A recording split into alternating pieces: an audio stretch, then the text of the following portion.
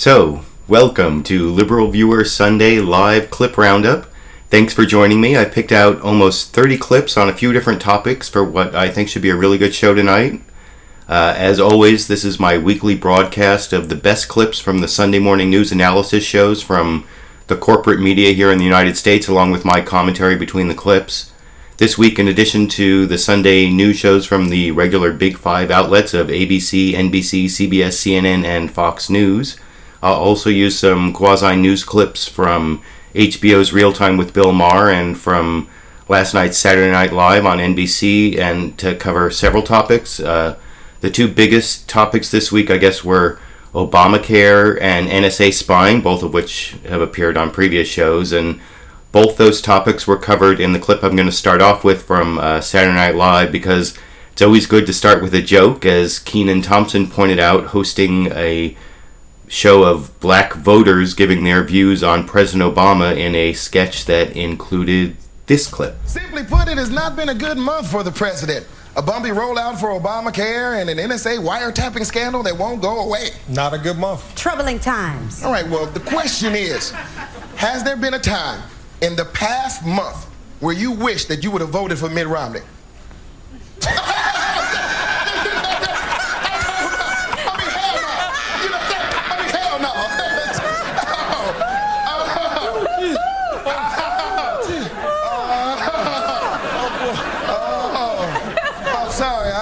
Start with a joke. So yeah, it's always good to start with a joke, I guess. But I guess President Obama's presidency was definitely facing serious issues this week, especially with this Republican talking point on Obamacare that was going around, that President Obama broke a promise to the people that if they liked their health care, they'd be able to keep it. And this Republican talking point even made it over onto Bill Maher on HBO's Real Time, where he was actually saying what Obama said was a lie. And I want to show you a clip from last Friday night's HBO Real Time with Bill Maher that also included Democratic Congresswoman Debbie Wasserman Schultz here. It looks like he told a lie. I think he kind of did. My question, I got two questions. What, is a lie justified if it's for something good? And if he hadn't told that lie, could Obamacare have been passed? If he had come out and said, yeah, you know, some of you are going to lose your plan and you're going to have to pay more, do you think that law that squeaked through by that much would have passed? First, it was not a lie, but let's just be very clear. So let me knock that down right away. When the president and myself and every other Democrat that talked about that if you like your health care, you can keep it, that was referring to the overwhelming majority of Americans who had health care. 85% of Americans had health care coverage to begin with. And in fact, what the reality of Obamacare is that not only are they able to keep their health care, but it is very likely going to cost less and have better benefits. Let's be honest. Obamacare says, basically, if you have a really crappy plan, you can't keep it. That's the truth. Some people, now I would say to some people, why do you want a crappy plan? But some people want crap. Yeah. What can I say? And because of Obamacare, they are not being able to keep it. To me, that is a lie. At the end... Now, I just have to disagree with what Bill Maher is saying there, because what President Obama said about people being able to keep their plans just wasn't a lie. It was actually written into the law, and I'm going to show you a screenshot from the healthcare.gov website that actually seemed to be working just fine today when I took this screenshot, and it's talking about grandfathering, and basically what it's saying is that if you bought your plan before the passage of Obamacare, those plans are actually grandfathered in, meaning they don't have to meet even the minimum standards that Debbie Wasserman Schultz was talking about there. And she actually wasn't the only Democrat who wasn't really clear on the point about grandfathering. And here, let me add in these next three clips here real quick. I apologize for that. I'm actually going to be upgrading the software in the next week or two where I won't have to add in 3 clips at a time. I figured out how to do that, and so So administration this official little annoying said thing that won't as be the law was happening. being crafted by the come White back. House and So lawmakers. sorry about that. I played that clip I played that clip before I meant to. The next clip I want to show you is actually I want to show you a couple Democrats who weren't really clear about how Obama kept his promise because of the grandfathering issue I was talking about. And two of those Democrats were Governor Deval Patrick of Massachusetts and Senator Dianne Feinstein of California, one of my senators. I'm kind of sorry to say for this and another clip I'm going to show later about NSA spying. And they didn't make their defense of President Obama's promise about if you like your health care, you can keep it very clear. And I'll start with Massachusetts Governor Deval Patrick answering questions from NBC's David Gregory on Meet the Press that start off with clips of President Obama's promise that you can see here. People, watch. If you like your health care plan, you'll be able to keep your health care plan. Period. No one will take it away, no matter what. So the first thing you need to know is this. If you already have health care, you don't have to do anything. So no matter what, if you like your health care plan, you don't have to do anything. Was that a broken promise, or was that deception, or both? Neither. For 95% of the people in America, that is the truth. For the small number of people who have a health care plan, which in fact will not insure them when they get sick, it is not true. And that's the whole point. If you have a pre-existing condition, if you have the kind of health care that disappears when you need it most, the Affordable Care Act says that has to end. It's also true that medical costs are number one cause of bankruptcy in America. That ends with the Affordable Care Act. So yeah, there's Governor Deval Patrick defending President Obama. Let me adjust my camera there a little bit. Defending President Obama's promise by saying that the minimum standards that Obamacare puts on health care coverage, that those are good things, but he doesn't really talk about the grandfathering. And I want to show Senator Dianne Feinstein over on Face the Nation. She kind of talks about grandfathering, but it's a little disturbing that as someone who voted for this law, she isn't more sure about it, and I'll show you that clip right here. As I understand it, you can keep it up to the time, and I hope this is correct, but this is what I've been told, up to the time the bill was enacted. Then after that, it's a different story. I think that part of it, if true, was never made clear. It is really very unclear right now exactly what the situation is. And yes, that's a problem, but... So yeah, that is an example of Senator Dianne Feinstein being very unclear on the law she voted for and how grandfathering is actually written into it. And the other part of this story, there was this reporting in the Wall Street Journal that there was internal debate in the Obama administration back when they were debating Obamacare as to whether President Obama should make this promise that if you like your health care, you can keep it.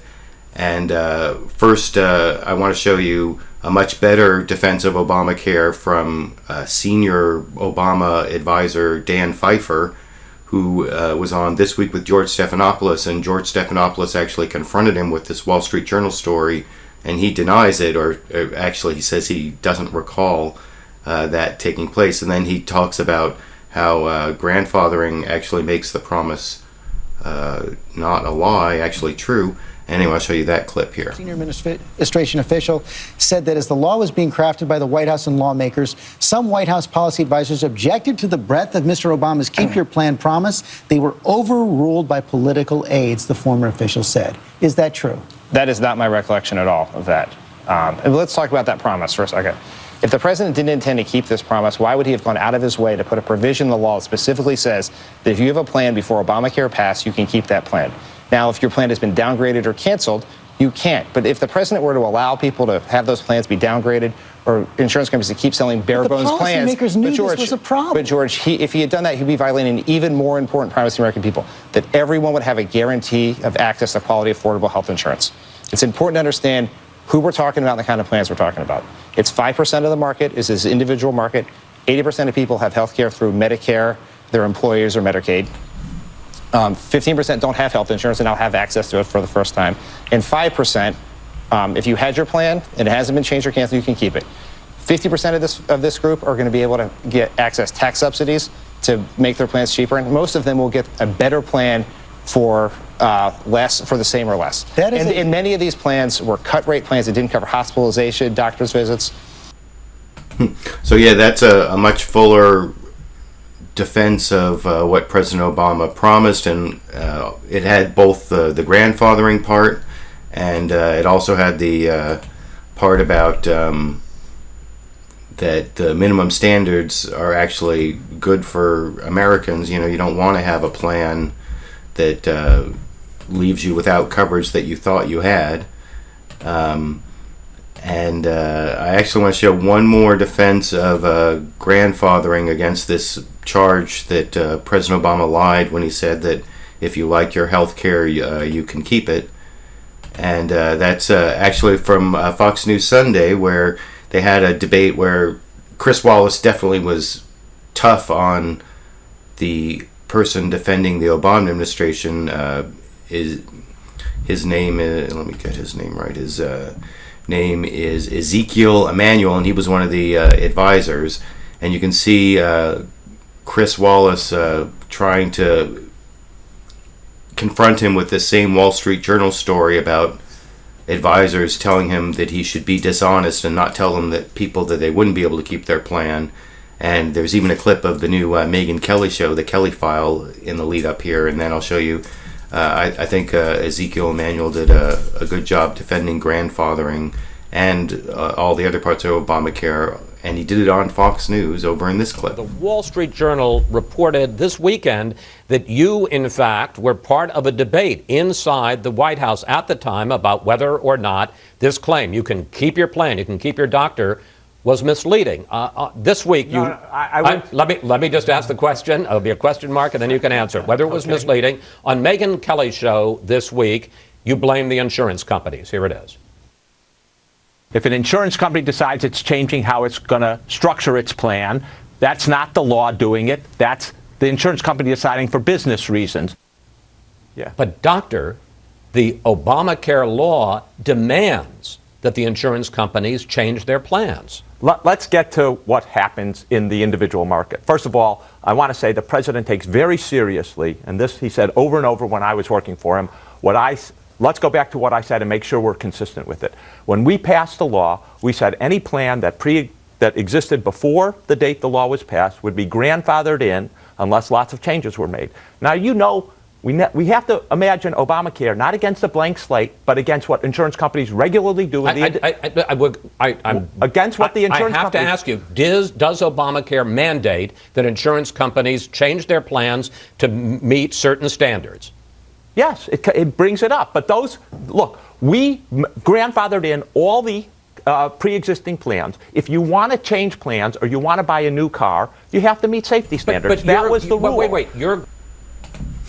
So yeah, that is a pretty good defense of Obamacare, both with the grandfathering and that whole idea of if the old plans are grandfathered in, but if you buy a new car, it has to have all the safety standards like a seatbelt and airbags, although existing cars aren't taken off the road, and that's kind of like this grandfathering in Obamacare. But what I really like about that argument from Dr. Ezekiel Emanuel is the point he made about we're not measuring Obamacare against a blank slate, is against what insurance companies already do, and the people who are really having their insurance companies cancel on them are people in the individual insurance market that's really the most volatile market to begin with, and they get a lot of they have like huge turnover before Obamacare, independent of Obamacare, and so what the people who are really having the most problems are people who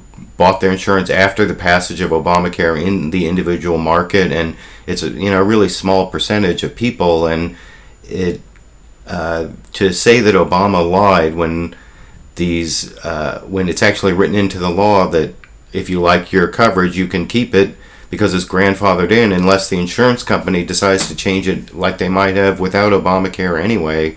I mean, I don't really understand that talking point, but I do think that there are serious problems that the administration is having with the rollout, having more to do with the website. And, that's a big problem that they really have to fix. And I want to show one of the facts that came out was that the very first day, they didn't really have hardly anyone sign up. I think it was only 6 people signed up in the healthcare exchanges through the federal website on the first day, which isn't that big a deal, but it did lead to some ridicule over on Saturday Night Live, and I want to show you that clip here. Here are tonight's top stories.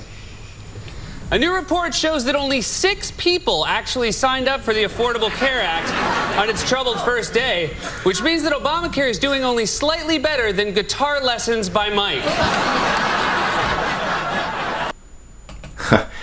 Well, I mean, there's some truth to that criticism, I guess, but one of the things that I hope you notice from that Deval Patrick clip I showed before is that there are a lot of problems in the Massachusetts system at the beginning, and people tend to sign up at the end.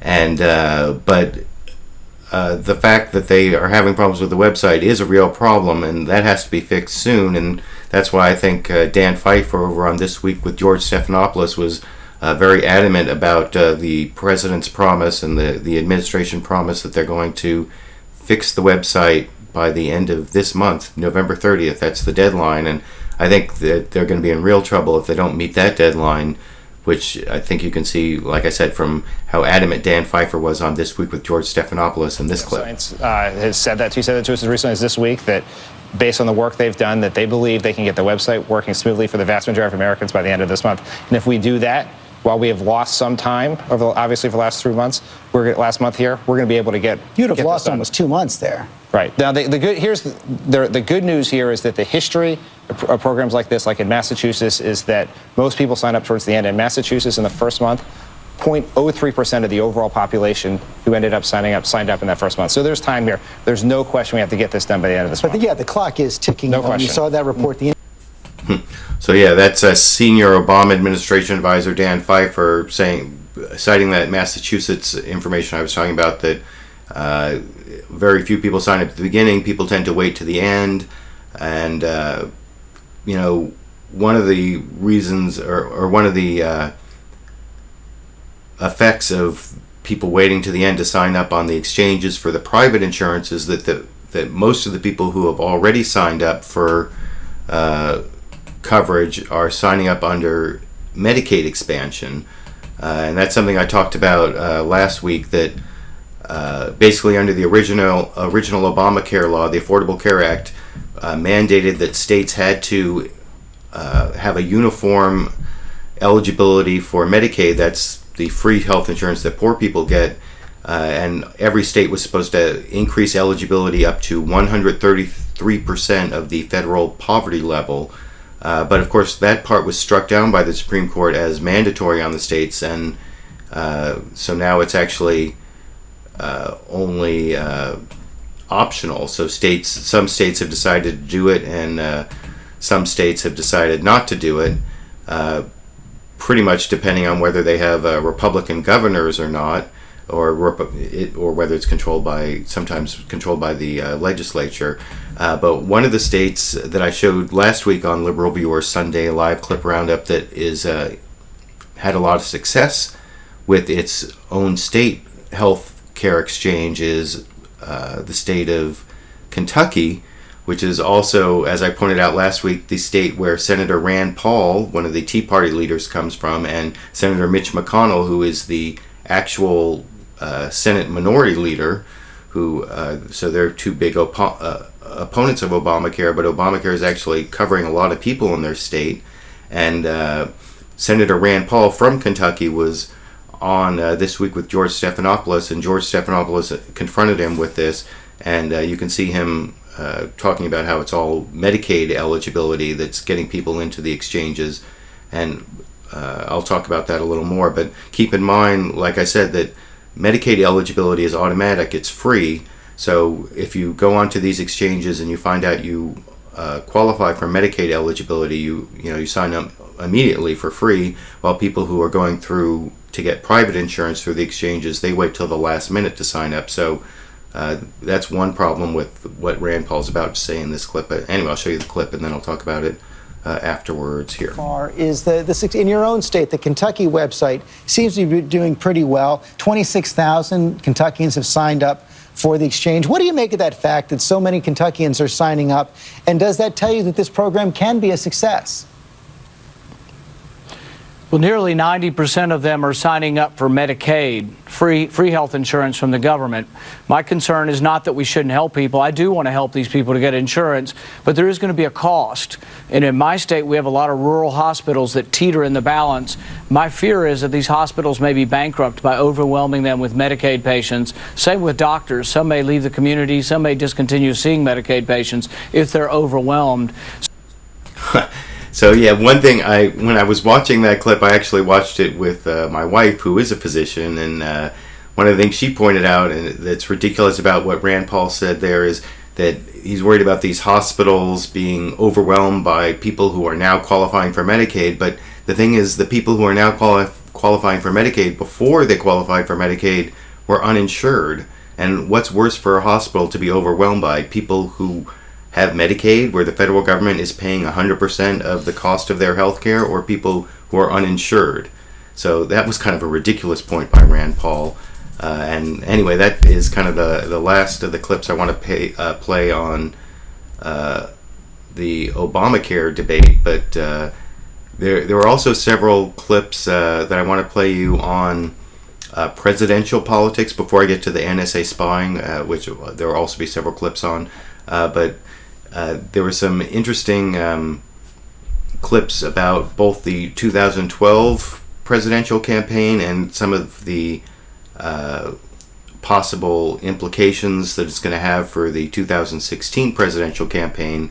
Part of it had to do with this book that came out, Double Down, and I'll get to that in a minute. But first, since I just showed you that clip from Rand Paul, I want to show you a clip also from that interview with Senator Rand Paul on This Week with George Stephanopoulos, where George Stephanopoulos confronted Senator Rand Paul with this quote from Senator Ted Cruz, who was saying that Rand Paul's fight for privacy and his libertarianism means that he will never be elected president. Rand Paul will never be elected president, and I'll show you what Rand Paul, how he reacted to that statement quoted from Senator Ted Cruz over in this clip. That when Mr. Cruz went to New York City to meet with donors this summer, he told them the Kentucky senator, that's you, Rand Paul, can never be elected president because he can never fully detach himself from the strident libertarianism of his father, former Representative Ron Paul of Texas. How do you respond to that?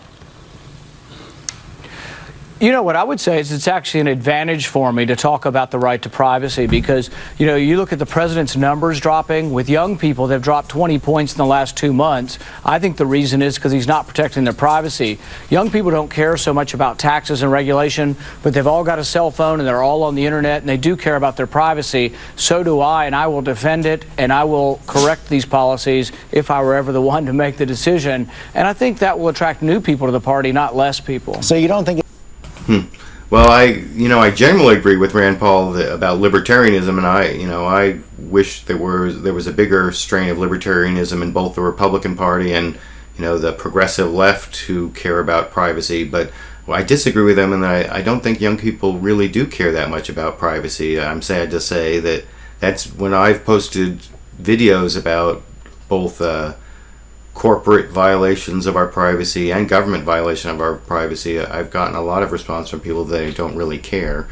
And also regarding whether Rand Paul is going to run for president in 2016, there was one clip I thought was kind of telling where he talked about he hasn't convinced his wife yet that he should run, which kind of implies in a way that he's already decided himself that he wants to run and he's trying to convince his wife. I think that was almost like a little slip about his intentions there, and this is a really brief clip. I want to show you that here.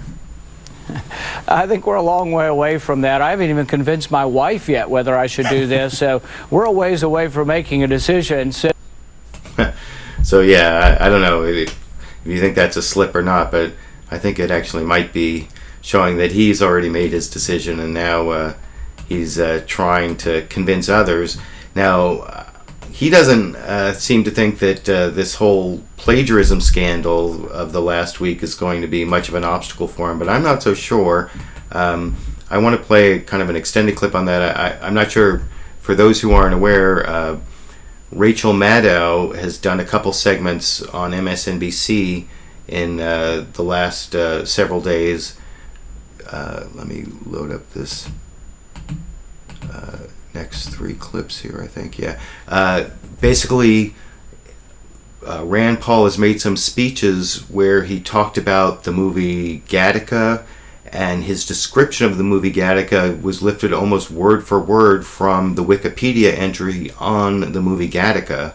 And it turned out he'd done the same thing for a movie in some previous speech. And I don't think that Rand Paul actually lifted the quotes from Wikipedia himself and put it in his speech. I'm assuming, and this may not be true, that it was some aide who did it.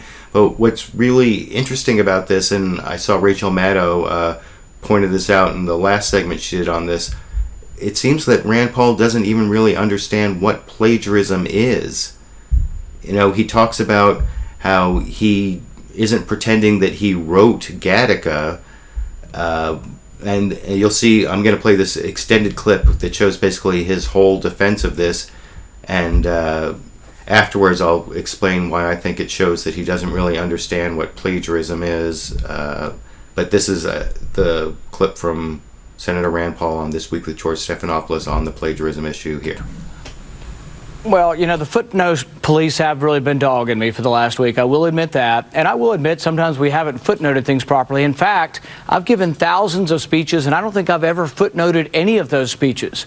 In the speech in question, I quoted from 1984, Gattaca, My Left Foot, Michelangelo, Einstein, and Ray Bradbury, among maybe a dozen others. And I attributed everything to them, but I didn't get into the secondary sources and say, I quoted Einstein as according to an AP story or as according to Wikipedia. So I think the spoken word shouldn't be held to the same sort of standard that you have if you're giving a scientific paper. I've written scientific papers. I know how to footnote things, but we've never footnoted speeches. And if that's a standard I'm going to be held to, yes, we will change and we will footnote things. Everything in that paper, if I had presented it for an academic, or that speech for an academic publication, we'd have had footnotes next to it. In some of the other things that are now going to pop up under thousands of things I've written, yeah, there are times when they've been sloppy or not correct or we've made an error. But the difference is, I take it as an insult, and I will not lie down and say people can call me dishonest, misleading, or misrepresenting. I have never intentionally done so. And like I say, if dueling were legal in Kentucky, if they keep it up, it'd be a duel challenge. But I can't do that because I can't hold office in Kentucky. So what's the fix? Well, we're going to have to footnote things, like I say. But here's the problem, George. 98% of my speeches are extemporaneous. I spoke for 13 hours on the floor, extemporaneous. And so it is a little bit hard to footnote things accurately. And I'll give you an example. I love the quote from Niall Ferguson, referring to the president saying, the deficit's declining. And Niall Ferguson says, yeah, from super enormous to really, really gigantic. And I love the quote. But is that enough, or do I have to say, as I heard or read on AP story about Niall Ferguson, or as I heard when he was on with George Stephanopoulos? I mean, there is a sort of a certain degree when we're going to say, is that nitpicking? So is referring to the person enough, or do I have to refer to the original source where I got the quote from the person? In an academic paper, even if you paraphrase something, don't even use the same words. Anything's paraphrased has to be sourced. So when I wrote scientific papers, I sometimes had statements with 8 footnotes for 1 sentence. Is that what you want me to do for my speeches? If it's required, I'll do it, but I think I'm being unfairly targeted by a bunch of hacks and haters, and I'm just not going to put up with people casting aspersions on my character. Hacks and haters, he's blaming it on. But see, what he did, though, he was not quoting someone, but not saying where he read the quote. What he was doing was he was quoting whole passages from Wikipedia, and that whole extemporaneous speaking thing, that doesn't apply, because if he was speaking extemporaneously, he couldn't be quoting whole passages from Wikipedia. So either he doesn't get it, or he's just being obtuse, so that as sort of a delaying tactic on this, but if he does run for president, it will end up being an issue. I'm sure of that. I actually remember when Joe Biden had to basically drop out. Was it 1988? I can't remember. I think it might have been 1988 when he was running for president the first time, and he had to drop out because he lifted whole passages from a speech that Neil Kinnock, who was a labor leader in Great Britain, gave. And I remember that really clearly. I was into politics back then, and so if it was an issue for Joe Biden back then, it's going to be an issue for Rand Paul if he runs. So, that wasn't the only thing about presidential politics that came out. As I mentioned before, there was also this book that came out, or excerpts from a book that came out, Double Down, Mark Heilman and is it Mark Halperin, the other one? I think I have those authors right, and they're the same ones that did all the expose on from 2008, all the tension between Sarah Palin and the McCain campaign, and some of the nastiness that's come out about, or in this Double Down book, has to do with Mitt Romney and the way he vetted Chris Christie and decided not to pick him as vice president. And first, I'll show you Mitt Romney himself was over on Meet the Press, and David Gregory confronted him with some of this reporting in the book Double Down, and you'll see how Mitt Romney basically denied the whole thing, or at least he almost... it seems almost like he came out and endorsed Chris Christie for 2016. He went so far away from the leaks that were in the Double Down book, and I'll show you a clip about the leaks in just a minute. But first, here's Mitt Romney reacting to what's in the Double Down book in this clip. In the book, the dossier on the Garden State governor's background was littered with potential landmines. There was no point in thinking about Christie further. With the clock running out, Romney pulled the plug again, this time for good. Questions about past investigations, about lawsuits, and about his health, indeed his weight. Did you look at those issues as disqualifying, and if so, why? Well, I know that the vetting people who went through that analysis and put together their report laid everything out, but frankly, there was nothing they found that wasn't already part of the public record and that hadn't already been dealt with effectively by Chris Christie. So there was nothing new there. The reason I chose Paul Ryan was, as I indicated before, which is Paul had a complement of skills and experience that I thought would be helpful if he actually became vice president. I'd been a governor. I hadn't worked in Washington. He'd been in Washington. He was a budget pro, and I figured his relationships in Washington, his knowledge of the budget, would be a good compliment to me. And Chris, by the way, Chris could easily become our nominee and save our party and help get this nation on the right track again. They don't come better than Chris Christie. But are you... So yeah, there's Mitt Romney saying very nice things about Chris Christie, and he went on to say even more nice things about Chris Christie if you go and you watch the whole Meet the Press. And of course, as always, links to all the sources I'm using here are down in the video description that you can look for yourself. But I think one of the reasons Mitt Romney was being so nice to Chris Christie there is what was divulged in this book. Basically, it was the whole vetting file was like, because when a candidate for president vets possible vice presidential running mates, the vice presidential running mates are supposed to like give up all their dirt, tell the person running for president or the people who they've said given the responsibility to vet vice presidential candidates. They're supposed to tell them all the dirt so that they can see all potential negative possibilities from the nomination. And so then to like dump all that into the press or to leak all of it, that shows that somebody at the Romney campaign does not like Chris Christie, possibly because of Chris Christie putting his arm around Obama after Hurricane Sandy right before the election a year ago. That's almost exactly a year ago now. And there were a couple people commenting on that over on CNN State of the Union with Candy Crowley. This is first there's Neera Tanden, who is she's the head of the Center for American Progress, which is kind of like a leaning think tank, and she has a lot of contacts with the Democrats, Hillary Clinton, and then there's David Maranis, who's a Clinton biographer, and they both talk about how this leak of Chris Christie's vetting files is pretty nasty over in this clip. You know what's surprising is that someone decided to dump the vetting file, right? This vetting file has all kinds of... Madoff connection. I mean, it has all kinds of, and you know, he should defend himself, but it has all kinds of allegations, and it's really kind of a horrible thing to people put their trust in the vetters, and then for someone a year later to leak it is kind of a horrible thing to do, but it will create fodder for opponents for Chris Christie. Future primary opponents will now have something to go to. So I do think it's damaging to Chris Christie that this happened, and it's, you know, really unfortunate that someone hated him so much to do something that... But for what I've read of it so far, it really says more about Romney than Christie. The Romney had this very narrow perspective on what someone who's running with him should look like, what his worldview is, it's almost like, you know, getting into the Detroit Athletic Club, you know, whether Christie could qualify, you know, and this is the way Romney sort of looks at the world. It was.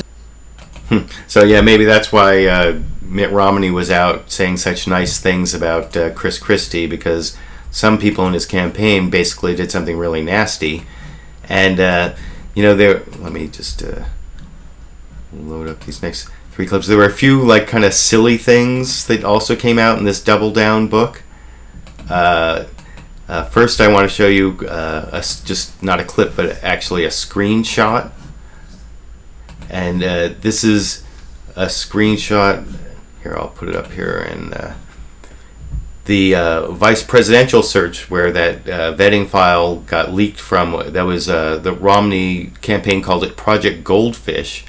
And they had code names for all the candidates that they were vetting. Chris Christie was Pufferfish. Tim Pawlenty was Lakefish. I guess that's Minnesota, land of lakes. Rob Portman, Filet-O-Fish. Is that because he's from Ohio? Is that the O? I'm not sure. And of course, Marco Rubio, Pescado. I don't know. Is that racist? And then Paul Ryan was Fishconsin, because of course he's from Wisconsin. I thought that was possibly one of the silliest things from the Double Down book that came out, or at least I thought it was, until there was this quote from Bill Clinton in the book about how lucky Obama was, you know, and I guess he was lucky in terms of things going his way, both in running against Hillary and all sorts of other things. And I'll show you what the actual quote from Bill Clinton was in just a minute. But first I want to show you this discussion from an MSNBC show, Weekends with Alex Witt.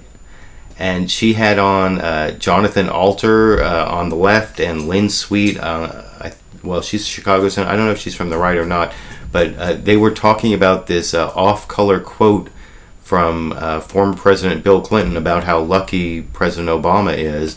And they did something I hate when I see in the media, which is where they don't say things that are vulgar, and they talk around them in such a way, it would be so much easier if they just said what it was they were talking about. And when they don't, it ends up being ridiculous and even like misinforming, as I'll show you over in this clip. Wonderful quote in this book, and these guys are very good reporters. There's a wonderful quote of Bill Clinton saying how lucky Barack Obama was, and it's a off-color quote that I can't say on television. Would not. Oh my God! It has to do with male anatomy. Male anatomy. Okay, I'm not even going there. I can't. Wow, it's funny. Actually, animal anatomy and a dog's anatomy. Oh yeah. Okay. So it's humorous. Yeah, it is. It's very funny. And off-color, definitely. It is. It has to I'm do blushing just thinking about it. It's been in a lot of the news accounts. It's not that hard this to way and this. No, don't worry, anybody. I'm not going to blow it. It has to do with the 3 of something. Okay. 3 of something? That actually wasn't even accurate. It didn't have to do with 3 of something, and you can't even figure out what they're talking about. And I got my dog here, so Sandy, don't look at this. But I will show you the Huffington Post politics article that will actually tell you what it was that Bill Clinton said about President Obama. And after listening to that thing on MSNBC, you have no idea what it was they were talking about. But I guess I thought that was kind of a silly thing from the discussion of Double Down. let me see. Oh, that was another. So this is kind of having to do with presidential politics in the 2016 race. One of the other brief topics before I get to NSA spying that I want to show you has to do with Benghazi came up again. There was news on Benghazi. Senator Lindsey Graham has basically said that he is going to hold up all of President Obama's nominations until he gets to interview these witnesses, these State Department witnesses, to the events that happened in Benghazi on September 11th, 2012. And the reason I say it kind of has to do with presidential politics is because if you listen to what Senator Lindsey Graham is saying, it seems more like he's on a quest to get information that can be used against Hillary Clinton if and when she runs for president in 2016. And he's really interested in something having to do with the interests of the American people. But anyway, I'll leave that up to you. But first here, Lindsey Graham was over on Fox News Sunday, where he got quite a forum to give his views. So first, this is what he wants to find out about Benghazi, and you can see that in this clip. A year later, only one survivor in Benghazi has been interviewed by the Congress, and that person was subpoenaed.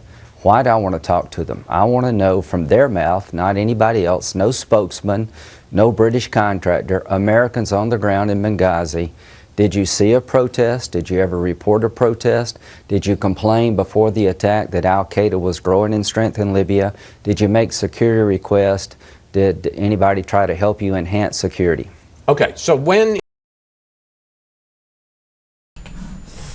Yeah, so that looks kind of like it's more about getting ammunition, about what he wants has to do with what the State Department knew, and that'll become a little more clear in the next clip I play.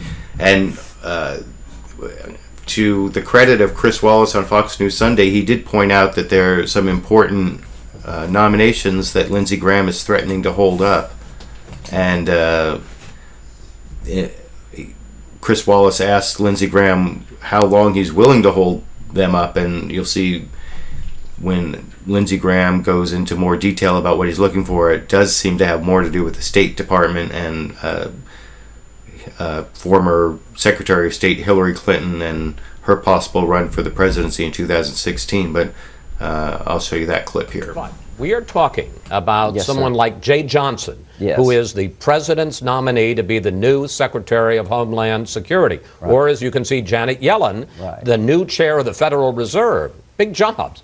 Question, how long are you prepared to hold up their nominations and everyone else's, people who are going to be doing and need to do important work for the country? The only way this will work is if my Republican colleagues get behind me and say to my Democratic friends in the Senate and the administration, we support Lindsey's request to be able to talk to the survivors independent of the administration, to look at the evidence, to find out exactly what happened in Benghazi before, during, and after.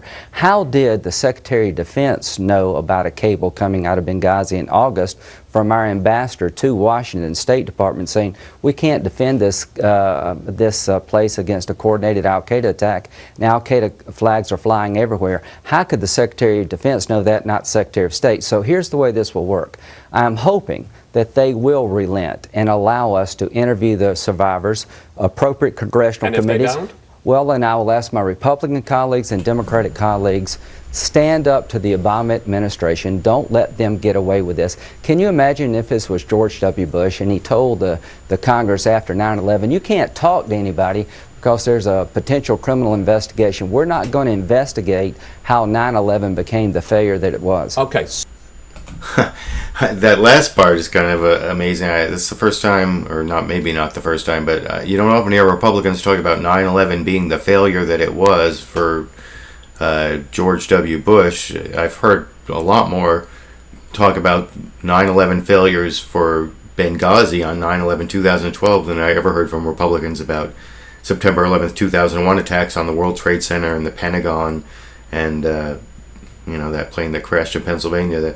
I rarely hear Republicans talk about that being a failure, so that was kind of a rare admission from Lindsey Graham. Now, as to whether he has support to stop all these nominations until he gets that information that seems more to be, if you listen to that last answer, he's talking about why didn't the State Department know what the Defense Department knew, and of course who's Secretary of State? That's Hillary Clinton was Secretary of State, and that sounds more like ammunition for 2016, but it sounds like he does have the Republicans in the Senate behind him. One of the most moderate Republicans in the Senate, Kelly Ayotte, was over on CNN State of the Union with Candy Crawley, and she answered a question about whether she would be willing to filibuster nominees to get information about Benghazi, and her answer was, not now, but maybe eventually. And so it sounds like she would be willing to stand with Lindsey Graham on this, and I want to show you that last clip about this whole Benghazi issue here. Candy, I don't have a hold on any witnesses right now, and I'm hoping we can work this out with the administration, but I assume that Republicans will come together because it's been so long, over a year, without answers and being basic access to the survivors that were there. That, by the way, it can't just be that the executive branch gets this access. Many of them were interviewed in conjunction with the ARB report, but they haven't been made available to Congress. So then I will evaluate whatever means we need to do to get that information. But I hope we can work this out cooperatively, and I think we should be able to, but it's been too long and we've been brushed off for too long. So yeah, it sounds there like Senator Kelly Ayotte is willing to back Lindsey Graham, and since she's one of the most centrist senators, it sounds like he has at least Republican backing to filibuster all Obama nominees until he gets to interview these 4 or 5 American witnesses to Benghazi. So that, I guess that's the fight to watch out for. Now, I also want to show several clips on NSA spying that was a continuing issue. Some of the fallout from the latest leak from Edward Snowden that was last week that came out about how the United States had spied on European leaders, including tapping the cell phone of German Chancellor Angela Merkel. And that issue came up. I was surprised to see my Senator Dianne Feinstein from California actually be opposed to spying on the cell phone of a foreign leader, because she seems to have, Dianne Feinstein, as far as I've been able to tell, has supported like every single kind of NSA spying that ever was, and so I'm glad to see she finally found some kind of NSA spying that she didn't like. And sometimes they get accused of only showing Republicans who support NSA spying and not Democrats, like my own Democratic Senator Dianne Feinstein, who's chair of the Senate Intelligence Committee, so she should be the one who really has oversight. And so I'll show her finally finding this NSA spying she doesn't like, but then of course going on to say all these wonderful things about the NSA. And of course I also want to say she's answering a question about whether President Obama, is it possible that he didn't know that the U.S. was tapping the cell phone of Germany's Chancellor Angela Merkel, and she says she's not sure, and then she talks about how the whole NSA spying thing is set up, and talks about I'll discuss a little more after I show this. It's kind of an extended clip from Face the Nation over here. I don't believe that the president didn't know this was happening. Oh, I can't answer that. I don't know. But I think where allies are close, tapping private phones of theirs, particularly of the leader is what I'm talking about, has much more political liability than probably intelligence viability. And I think we ought to look at it carefully. I believe the president is doing that, and there are some exceptions. Well, do you think that the National Security Agency has gone too far there? Well, let me say something about the NSA. I believe the NSA is filled with good patriotic people who want to do the right thing. They follow the orders they're given. The administration controls intelligence. The National Intelligence Framework is put together by the administration. It begins with the Director of National Intelligence. It goes to the White House. It's the President. It's the NSC. It's the Cabinet. And then the framework is formed. Now, what happens is people add to it. State wants this, Department of State wants to know this, or somebody else wants to know that. Priorities are ranked. As I understand it, these are the priorities. 1, terrorism. 2, support of our military abroad. 3, nuclear counterproliferation. 4, hard targets. And now cyber. And those are the main areas. So essentially, the NSA is told to do certain things, and it doesn't. What I So yeah, what she's talking about, how the NSA is told to do things and they do it, and the key phrase she used there is the National Intelligence Framework.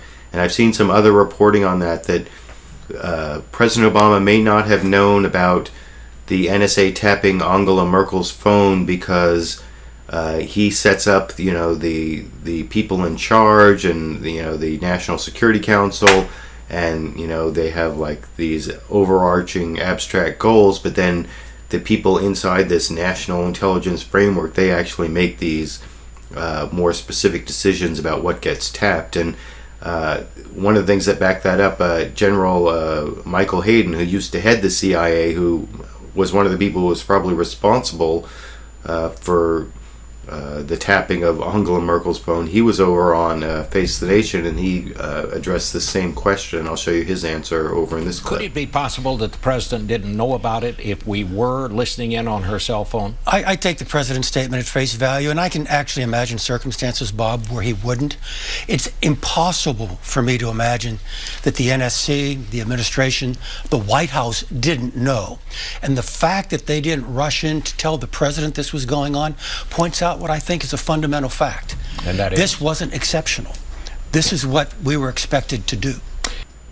And that may be like one of the most ominous clips from the Sunday morning shows this morning, where former head of the CIA, General Michael Hayden, there is saying the reason that President Obama didn't need to know about the tapping of Angela Merkel's phone is because it's not that extraordinary. That's the kind of thing we do all the time. So there's that on that question. I also want to show a clip from Republican Congressman Mike Rogers, who's over on the House side of intelligence oversight, and I showed him a clip of him on LiberalViewer Sunday live clip roundup last Sunday, where he said that our inability, that we stopped spying in the 1930s and it led to fascism, communism, and imperialism. And I think he was talking about Europe. Some of the commenters pointed out he might have been talking about Japanese imperialism, but he kind of like doubled down on that whole argument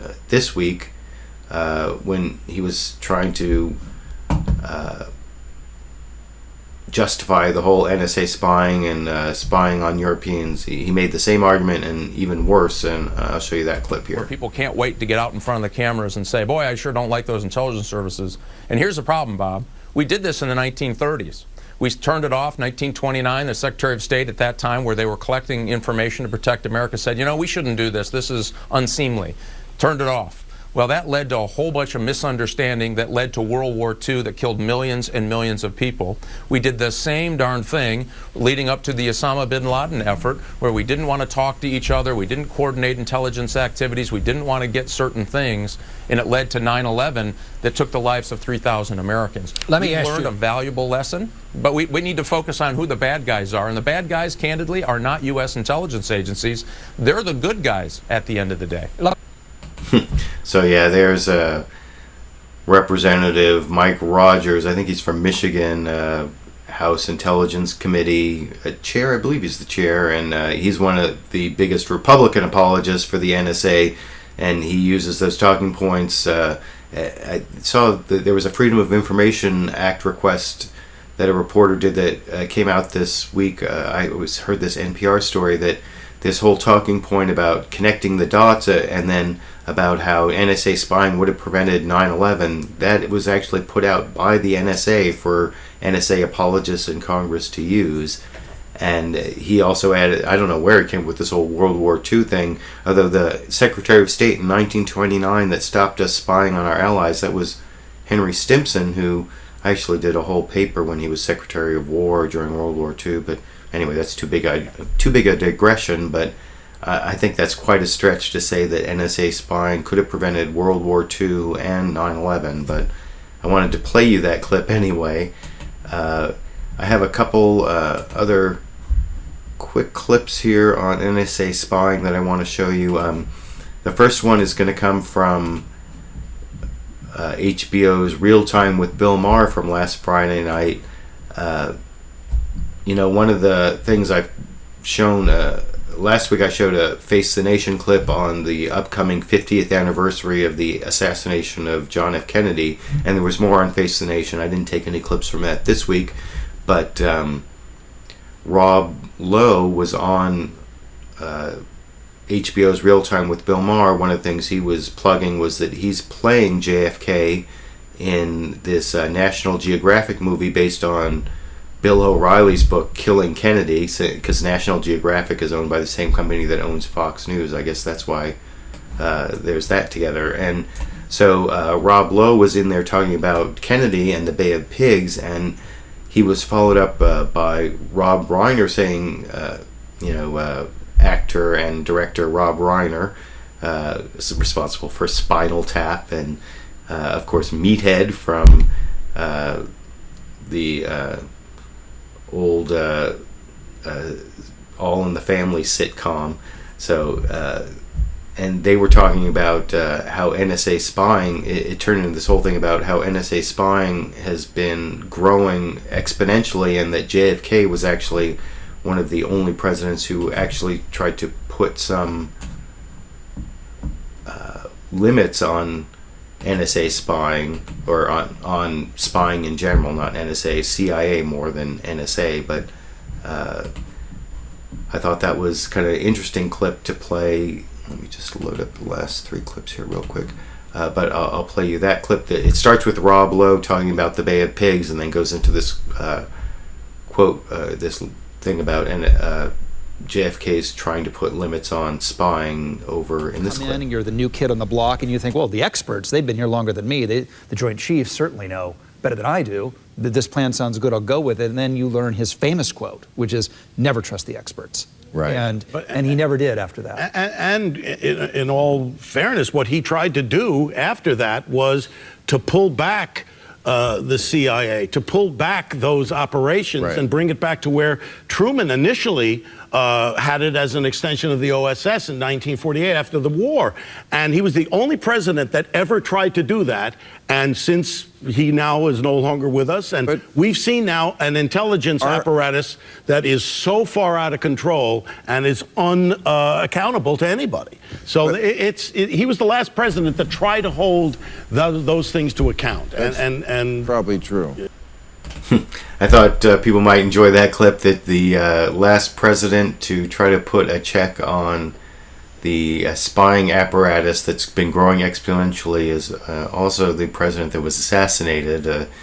That may be grist for the conspiracy theorists, although I'm not really a conspiracy theorist on at least whether Lee Harvey Oswald was the actual gunman. And they were talking about that earlier in there, but I didn't show that clip. But before I have a few more clips I want to show, and there's this Glenn Greenwald, a couple Glenn Greenwald clips on advocacy journalism and this argument he's been having with Bill Keller of the New York Times I want to get to. But first, there's one more NSA clip I want to show. I normally don't show pundits, but this is actually more of a David Ingatius from the Washington Post acting as a reporter, and I thought I have a lot of viewers out in Europe and non-American viewers I thought would find this interesting. This is I hadn't heard this before, and this is about a possible development on NSA spying that could affect the privacy of non-Americans, and I'll discuss that a little more after I show you the clip from Face the Nation here. I think this has really hurt U.S. national security. President Obama came in hoping to repair relations with allies. This has shattered whatever progress is made. One thing that I've heard people in the White House talking about in the last few days fascinates me. People in the intelligence world always say, look, the Fourth Amendment doesn't apply to foreigners. You know, we may have privacy issues at home, but overseas, it's a different thing. They are beginning to ask whether there should be procedures for foreign nationals that minimize their personal data when the metadata about who they called is collected, so that there's not the same kind, there's something closer to the way we treat our own citizens. That would be a huge change, and they're beginning to talk about it. All right. So yeah, that was interesting. David Ingatius from the Washington Post reporting that the NSA or the Obama administration or somewhere in the whole American spying apparatus, they're starting to talk about maybe considering more the privacy of non-U.S. citizens, the privacy of like Europeans or the privacy of people who they're spying on who are overseas. So that would be an interesting development. And that's all the clips I want to show on NSA spying, and I showed the whole presidential thing. And the last topic I want to cover before I go to the discussion section and try to get a little live discussion going for at least a couple minutes, there was this interesting couple interviews over on CNN's Reliable Sources. They had Bill Keller from the New York Times and then Glenn Greenwald, who, of course, he is most known for the whole NSA spying question because he was one of the journalists who Edward Snowden gave his big leaks to. But they actually weren't talking about NSA spying. They were actually talking about advocacy journalism. I haven't put it in the video description yet, but before, when this is a recorded program, you'll be able to find in the video description a link to, on the New York Times, there's emails back and forth that they published between Bill Keller of the New York Times and Glenn Greenwald about whether a journalist should be objective, or actually Bill Keller uses the word impartial because he doesn't like objective, or whether they should be advocates and let their opinions be known and then pursue questioning based on what their opinions are that they let their readers know about. And I'm going to start off first. Here is an extended clip from Bill Keller of the New York Times, first saying that he thinks there is a place for advocacy journalism, but then talking about what some of the dangers of advocacy journalism are. And this is talking to David Folkenflik of NPR, who's taken over Reliable Sources on CNN over in this clip. I mean, look, there has been great adversarial journalism in this country over the years. I mean, I've just been reading about the muckraker era, the progressive era at the turn of the 20th century, when Lincoln Steffens and Ida Tarbell were aggressively going after the trusts and the, corrupt political machines. And they wrote with a real edge to them. They also had the facts. They had the information. But more and more, we're now in this era where, thanks to the internet, anybody with broadband access can be a commentator, and that's great. The democratizing effect of the internet has been, by and large, a good thing. It's kind of pulled mainstream media down from the sort of godlike stature that it had for so long, and that's terrific. But I think in that world, more than ever, when you have this kind of cacophony of points of view, it's really useful to have somebody who tries to sort of play the arbiter. And the shortcoming of the activist or adversarial journalism is really sort of twofold. One of them is, if you go into a story with a conviction that you know what's right, you're not going to listen to the opposing points of view give them quite the same respect. And I think, you should go into news coverage with some sense of humility. A lot of times the stuff that we really think we know is wrong, and we should be prepared to have that proven in the course of our investigation. The other thing is, if you declare your point of view publicly, the other thing that kicks in is this basically human nature, the sense of pride. Once you've announced that you are for X, there is, at least subconsciously, a temptation to stick up for that point of view in your writing, maybe give short shrift to the facts that don't quite confirm your point of view, or to frame the debate in a way that's not impartial.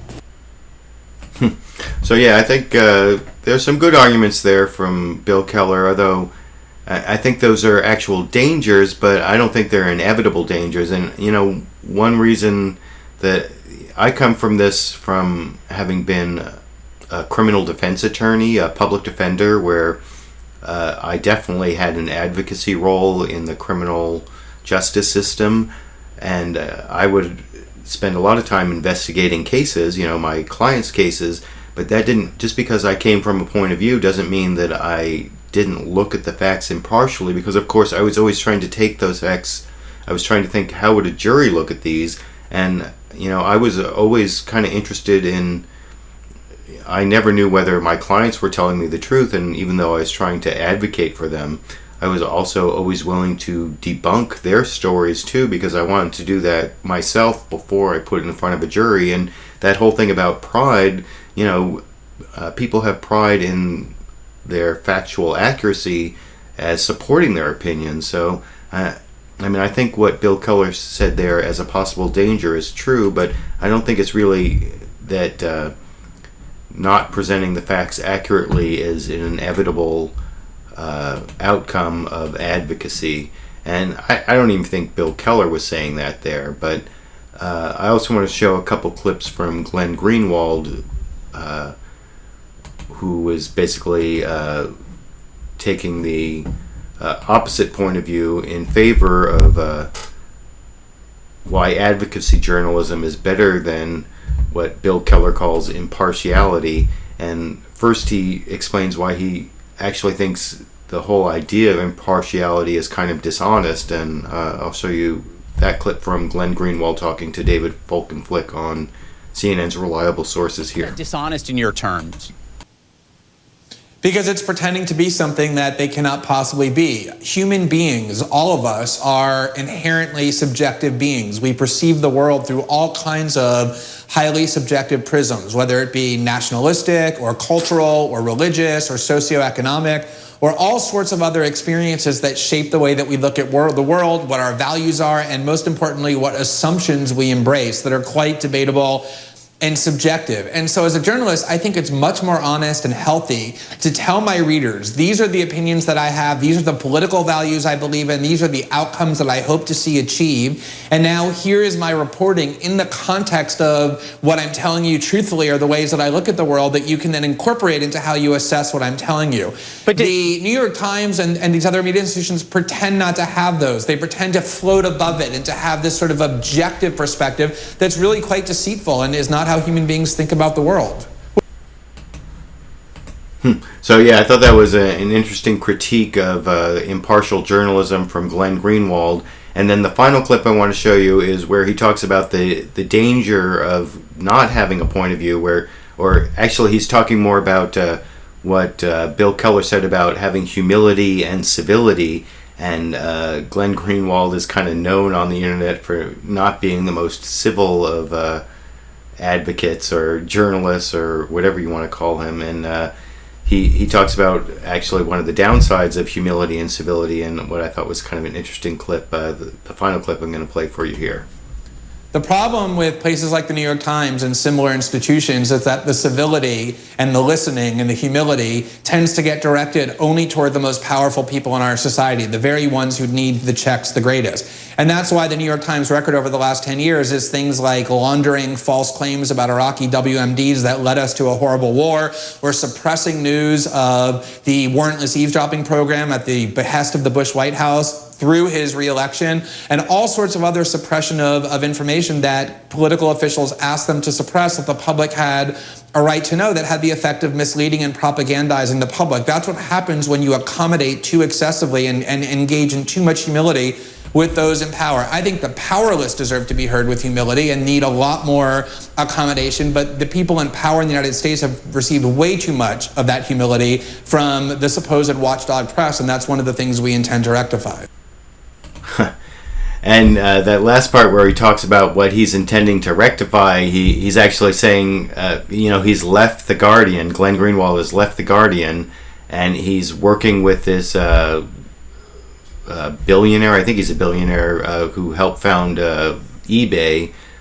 His name is Pierre Omidyar, and he's going to start this new site or this new website or journalistic endeavor. I don't know exactly what it is, but he's going to, it's basically going to be take the best parts of advocacy journalism or the greatest benefits of advocacy journalism and promote it. And I'm really looking forward to seeing what that is. But he talked about that more on Reliable Sources. And of course, down in the video description. You can see that. I've been going on for well more than an hour now, and I want to take a couple quick questions from the Chief Republic asks, who is watching Walking Dead after this? Well, I will be watching Walking Dead. Well, I'm going to eat dinner, and then I'm going to watch Walking Dead, but thanks for that comment. I'm going to see if I can find a couple quick on-topic comments about some of the clips I showed, but I'm really almost out of time here. Let's see, Gabar Kospar says, seriously, Rand Paul is ranting about too many people getting health care? Well, if the hospitals are overwhelmed, they should get more money. Well, that's true, and of course, as I explained, what Obamacare is doing with Kentucky Governor, what's his name, Steve Beshear, I believe, is the governor of Kentucky, who decided to opt into the increased eligibility for Medicaid. That means that people who make up to 133% of the federal poverty level get free health care under Medicaid, and more than 20,000 of them have signed up. And I mean, that means they get free health care. And I mean, how can a hospital be overwhelmed by people who are having all their health care paid for by the federal government, who before had no health care coverage at all? Of course, Rand Paul's comment made no sense, and I agree with what Gabor Kospor said there. I hope I explained it when I played that clip also. Let's see. Andrew Blumenfeld says, Rachel was very proud of her Simpsons appearance. I saw a clip of that, but I think that's on tonight's Simpsons. I'm not sure, but I definitely want to watch that. Something about...